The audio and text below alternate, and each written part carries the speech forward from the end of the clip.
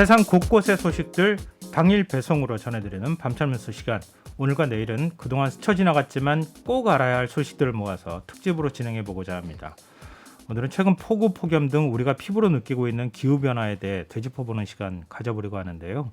이현경 뉴스캐스터 함께하겠습니다. 안녕하세요. 네, 안녕하세요. 네, 일단 최근 기록적인 폭우, 이 역시 기후변화를 체감할 수 있었던 대표적인 사례였는데요. 네.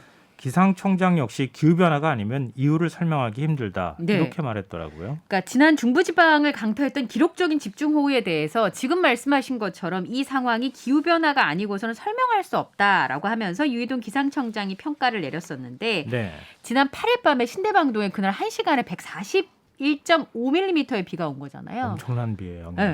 서울에서 비공식이긴 하지만 1시간 동안 그렇게 많은 비가 내린 적이 없었다는 것이고 네. 그다음에 기상 관측이 시작된 이래 115년 만에 신대방동에 하루 동안 381.5mm 어마어마한 비가 내린 것이었는데 사실은 코로나가 발생했던 그 해의 장마도 어마어마했었던 맞아요. 기억이 나시잖아요. 네. 그러니까 일시적으로 비가 좀 많이 올 수도 있고 또 어떤 해에는 태풍이 더 자주 찾아올 수도 있습니다. 그런데 지금 유희동 기상청장이 이렇게 설명한 이유는 이번에 보를 그 중부지방에 집중호우가 내릴 때 또 네. 남부는 폭염이었단 말이죠. 그러니까 그런 거라든지 그렇지 않으면 2018년 역대급으로 강했던 태풍 쏠릭이 제주 남쪽에서 북상하다가 하루 동안 움직이지 않는 경우 굉장히 이례적인 상황이었었는데 이게 점과 선으로 설명하면 되지 않을까 싶어요. 어떤 특이한 점들이 발생할 수는 있는데 통계를 볼 때 이렇게 선으로 보잖아요. 네네. 추세를 보는 것처럼 네. 기후변화도 30년 10년 이렇게 긴 기간 동안 봤을 때 모양이 그래프가 달라지는 거 그게 예. 바로 기후변화라고 볼 수 있을 텐데 유희동 청장도 그렇게 설명했어요. 평균치에 벗어나는 그런 값이 자연적으로도 얼마든지 생길 수 있다. 그렇긴 하지만 어떤 범위 안에 그 이상적인 점이 생길 수는 있는데 그 범위를 벗어난다고 하는 건 특별히 무슨 특별한 어떤 변화가 있다. 그리고 또 하나는 무슨 일이 일어날지 모른다는 점에서 이 기후 위기란 말이 맞다라는 생각이 드는데 제가 제일 좀 걱정했던 건 뭐냐면 우리보다 다음 세대는 네. 상상할 수 없는 일을 맞이해야 할 수도 있다는 두려움을 느꼈다라고 설명을 했습니다. 또 우리 이제 그 전파나 지진계 같은 경우 그렇지만 이렇게 위아래로 이렇게 막 진폭이 그렇죠. 예, 이렇게 선을 긋는 것처럼 이렇게 하잖아요. 네. 그런 현상이 나타날 수 있다. 기후변화라는 게 그것 때문에 무섭다. 이런 얘기를 좀 들은 기억이 나는데 우리는 이렇게 비가 많이 내렸는데 유럽은 지금 또 가뭄으로 고통받고 있어요. 그렇습니다. 라인강 우리 얘기 많이 하잖아요. 근데 네. 라인강을 비롯해서 유럽에 있는 강들이 계속 말라가고 있다는 겁니다. 영국의 일간 가디언지가 기록적인 폭염과 적은 강수량의 강수위가 낮아지면서 어떤 문제가 생겼는지를 보도했는데 예를 들어 독일 같은 경우에 라인강 수위가 40cm 미만이었대요. 그런데 30cm 미만으로 떨어질 수도 있는 그런 상황이었었는데 이 40cm가 왜 중요하냐면 네. 운송회사들이 바지선 운항할 때 물이 있어야 움직이잖아요. 그쵸. 그 마지노선이 40cm라는 거예요. 근데 그 아래로 만약에 떨어지게 되면 물동량이 움직일 수 있는 양 자체가 줄어들게 되고 네. 그렇지 않아도 지금 사실 물자를 공급할 수 있는 비용이 굉장히 올라가 있는 상황인데 만약 거기에 더 엎친 데 덮친 격이 될 수 있다는 점을 지적을 했습니다. 그러니까 가뭄으로 끝나는 게 아니라 그게 경제에 굉장한 타격이 될 수 있다라는 설명이고요. 네. 또 하나는 프랑스 같은 경우는 프랑스에서는 원자력 발전을 일시적으로 이제 전기가 모자라니까 이제 원자력 발전을 좀 돌리면서 냉각수가 나오게 되잖아요. 그렇죠. 그걸 강으로 일부 배출할 수 있도록 일부는 지금 허용을 하고 있는 그런 상황인데 지금처럼 가뭄이 아주 심각해지게 되면 냉각수 배출을 줄일 수밖에 없는 상황이잖아요. 예. 그럼 냉각수 배출을 줄이게 되면 예. 전기를 덜 생산하게 되고 지금 가뭄과 폭염이 계속되건 유럽은 굉장히 악순환이 될 수밖에 없는 그런 상황입니다. 얼마 전에 그 영국 같은 경우는 에어컨이나 에어컨을 많이 쓰지 않는다. 근데 요즘 워낙 너무 시원한 기후를 갖고 있는 곳이니까요. 네. 근데 40도에 가까운 더운 날씨가 이어지니까 재택근무를 한다. 제가 그 소식을 전해드렸었는데 제가 신문에서 읽은 글 중에서 전 세계에서 전기 사용량 중에서 한 10% 정도를 에어컨과 선풍기 때문에 쓰게 된대요. 더우니까 이제 그걸 쓰는 거잖아요. 네. 쓰면 전기가 모자라니까 또 많이 틀게 돼서 기온이 또 올라가게 되고 기온이 올라가니까 다시 선풍기와 에어컨을 쓰게 되는 이런 악순환이 반복된다고 하더라고요.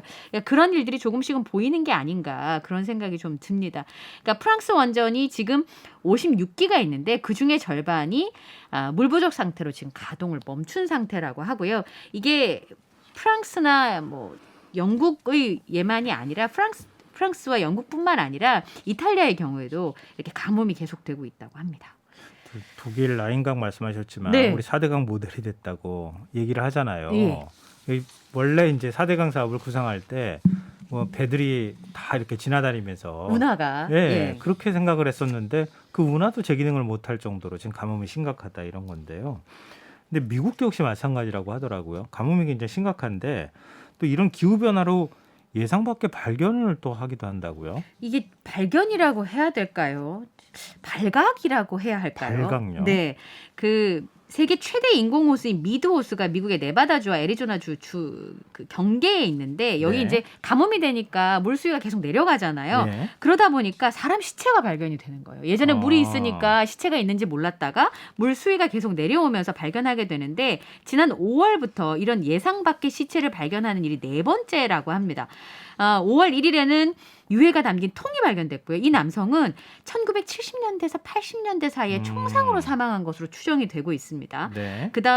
그다음 같은 달 7일에도 유해가 발견이 됐었고요. 지난달 25일에도 유해의 일부가 발견되기도 했었다고 합니다. 그러다 보니까 이 미드호수에서 발견된 변사체들이 수십 년 전에 발생한 우리가 해결하지 못한 장기 미해결 실종 사건과 관련이 있다거나 혹은 조직 범죄에 의한 살인 사건일 가능성 등 여러 가지 추정을 낳고 있는 그런 상황이고요. 이 미드호수가 라스베가스랑 한 30분 정도 떨어져 있다고 하거든요. 네. 그러면 뭔가 자꾸 떠올리게 되거나 추정하게 되는 그런 상황인 것 같아요. 그래서 스위스 같은 경우는 알프스의 빙하가 녹아내리면서 유골하고 비행기 잔해가 잇따라 발견되고 있는데 10년 전쯤에 프랑스인 등반객 2명이 발길이 끊긴 옛 등반로 인근에서 발견이 됐대요. 그러니까 네. 이제 빙하가 녹으니까 그동안 발견하지 못했던 사람의 유해를 발견하게 된 건데 이 유골의 주인은 역시 1970년대에서 1980년대 사이니까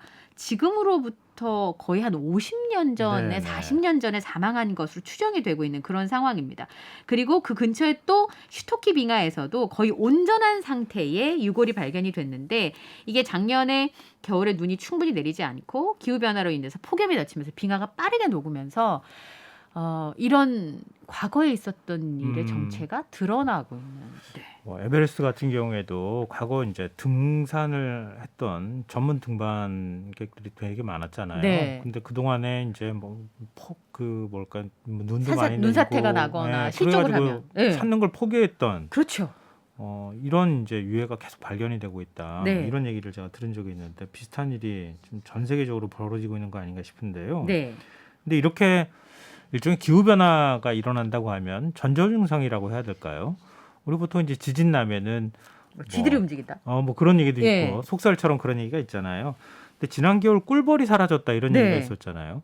그것도 관련이 있습니까? 그러니까 대표적으로 2006년 미국에서 꿀벌 떼죽음 사건이 있었다고 합니다. 예. 그리고 그 이후에 미국의 꿀벌이 평균 30%씩 폐사하고 있다라고 하는 연구가 나오고 있는데요. 그래서 미국에서는 2014년에 꿀벌을 국가 보호 가축으로 인증했습니다. 그리고 2016년에는 꿀벌 7종을 멸종 위기종으로 지정해서 국가적으로 관리를 하고 있는데 캐나다도 마찬가지래요. 2012년하고 13년에는 꿀벌이 20%씩 줄어들고 네. 또 유럽에서는 연간 30%, 중국에서도요 연간 13%씩 꿀벌이 사라지고 있다고 합니다. 그러니까 멸종 위기에 처한 경우가 많죠. 근데 꿀벌이 없어지면 어떤 일이 벌어지는 거 우리가 경험하고 있잖아요. 또 수분을 못 하니까 뭐 네. 농업에도 굉장히 큰 타격이 있고요. 그래서 뭐 당장 농업- 이제 과일값이 막 오르고 음. 그 출하가 안 되고 뭐 이런 일들이 발생하는 거 네네. 아니겠습니까? 그래서 꿀벌이 왜 사라졌을까에 대해서는 완벽하게 설명을 하고 있지 못하는데요. 지금은 아마 기후 변화가 벌의 서식 환경에 큰 변화를 줬고 꿀벌들이 거기에 적응을 못한 것이 원인이 아닌가라고 추정을 하고 있는데 예를 들면 작년에 9월하고 10월에 저온 현상이 있었어요. 그러니까 네. 꿀벌이 이제 발육이 제대로 안 된 상태에서 겨울을 맞이하게 된 거죠. 근데 겨울이 11월, 12월이 좀 따뜻하니까 원래 식물들 안에 온도를 저축하잖아요. 그래서 예. 일정 온도가 넘어서면 봄이라서 꽃이 피는 게 아니라 저장한 온도가 높아져서 이제 꽃이 피게 되는 건데 네. 11월하고 12월에 고온 때문에 꽃이 이른 시기에 개화를 한 거예요. 근데 꿀벌이 갑자기 올라가서 봄으로 착각하고 나왔는데 체력이 약한 거죠. 그러니까 이 꿀벌들이 그 상당수가 겨울에 나왔다가 죽었고 그다음에 이른 시기에 개화한 꽃 때문에 월동 중이던 일본들이 외부 체력으로 체력이 소진돼서 못 돌아오고 죽고 이렇게 네. 하다 보니까 지난 겨울을 지나면서 꿀벌 수가 굉장히 많이 줄었던 거죠. 근데 왜 그런 일이 벌어졌는가 하면 기후변화 때문인 것으로 이제 추정할 수 있는 여러 가지 환경들이 있는 겁니다. 그리고 무더위가 심해지면서 아열대 지방에 있는 해충들이 좀 강력하다고 해야 되나요? 모기만 봐도 우리나라에 맞아요. 서식하는 예. 모기하고 완전 다르잖아요. 네. 근데 그런 해충들이 반복적으로 등장하는 상황들이 있다고 합니다. 경주에서는 열대 거세미 나방이 등장을 해서 방제애를 먹고 있는데 이게 80종 이상의 식물이과 줄기를 먹어치운대요. 그러니까 게다가 암컷 한 마리가 한 번에 1000개씩 알아놓는다고 하거든요. 번식력도 좋아요. 그러니까 예. 초창기에 방제를 못하면 굉장히 기하급수적으로 늘어나게 되는데 이런 해충들이 많이 생기고 미국 선녀벌레, 꽃내미, 그다음에 매미나방 이렇게 해서 해외에서 유입된 해충들이 굉장히 꾸준히 증가를 하고 있는데 새롭게 보고된 해충만 해도 최근 30년간 89종에 이른다고 합니다. 그렇군요. 말씀 듣다 보니까 자연의 뭐 한 일부분 곤충이나 이런 것들도 마찬가지겠지만 적응해 나가야 되는데 적응을 못하는 과정에서 지금 이런 일들이 발생하는 거 아닌가. 네. 근데 인간은 그걸 극복하려고 자꾸 하고 있는데 그것도 언젠가는 한계에 도달하지 않을까. 그러니까요. 겁이 나네요. 네. 자, 지금 여러분께서는 KBS 라디오 김성환의 시사회와 함께하고 계십니다. 밤참 뉴스 계속해서 이어가 보겠습니다. 근데 기후변화로 꿀벌만 사라진 게 아니라고 합니다. 네. 바닷속에서도 많은 변화가 일어나고 있다고요? 네, 바다는 이제 수온이 결정적인 영향을 줄 수밖에 없는 그런 상황인데요. 푸른 바다 거북이라고 열대나 아열대 바다에 살고 있는 그런 푸른 바다 거북이 우리나라 봄이나 여름에 제주도 연안에서 발견이 되기 시작한 겁니다. 작년에는 이 푸른 바다 거북이 열대에 사는데 동해에서도 포착이 됐다고 해요. 이유는 이제 당연히 기후변화 때문에 해수 온도가 올라가면서 열대나 아열대에 서식하는 종들이 우리나라 근처에서 포착이 되고 있는데요. 제주 연안에 보이는 쏠배 간팽이라고 하는 네네. 이 생물도 작년에 거문도까지 북상을 했고요. 그다음에 철갑둥어라고 노란 물고기가 있는데 이게 신안 홍도 앞바까지 지금 서식지를 넓히고 있는 그런 상황입니다. 그다음에 십자가 모양을 띤 십자 긴 수지 맨드라미, 그다음에 멸종위기 1급인 나팔고동이 빨간 불가사리를 잡아먹는 장면도 남해안에서 포착이 된 상황인데요. 광안리 해수욕장에서 2016년에는 열대 어종인 투라치가 발견된 적도 있었습니다. 이렇게 되면 우리나라에서 얼마나 많은 아열대 종들이 발견됐나 보니까 예. 그 2018년에 이런 결과가 있더라고요. 국립수산과학원에서 정약전의 자산어부 영화로도 예, 예. 나왔었잖아요. 예, 맞아요. 그 당시에 지필 200주년을 기념을 해서 흑산도 바다에 사는 물고기를 조사해 보니까 자산어부에 기록이 되지 않은 종이 26종이나 발견이 됐다는 거예요. 그러니까 해수 온도가 기후 변화로 상승하면서 네. 그 서식 바다 밑의 환경들도 우리가 모르는 사이에 굉장히 많이 달라지고 있다는 겁니다. 동해의 대표적인 수산물 하면 뭐 오징어를 떠올리실 텐데요. 속초 가면 꼭 사오잖아요. 그래서 네, 깎는 거 가서 뭐 보면. 생물로 먹기도 하고. 네, 그렇죠. 정말 맛있잖아요. 네.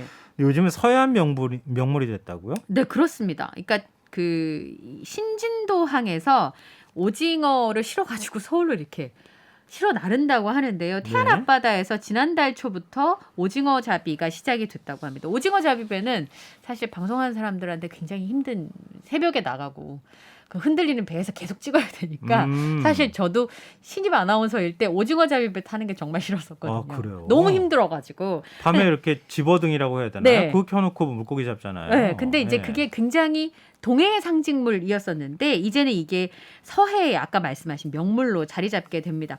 서해안의 오징어 어장이요. 진도에서 인천 앞바다까지 지금 형성이 됐고요.